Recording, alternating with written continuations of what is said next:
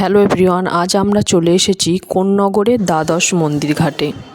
এটি বহু পুরনো শিবলিঙ্গের মন্দির এবং এটি গঙ্গার পাড়ে অবস্থিত।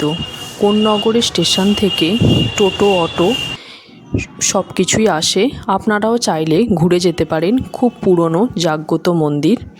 এই মন্দিরে একদিকে ছটি শিবলিঙ্গের মন্দির আর অপোজিটে আর 6টি শিবলিঙ্গের মন্দির।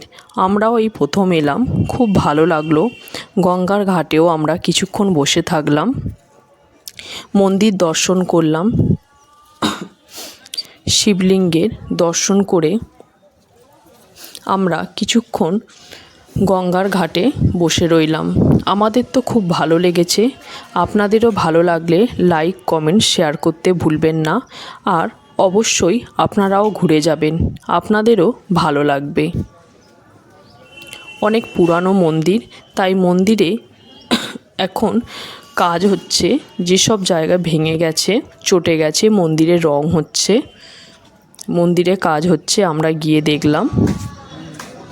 মন্দিরটি খুব ভালো লাগলো। আপনাদেরও ভালো লাগবে, আসবেন।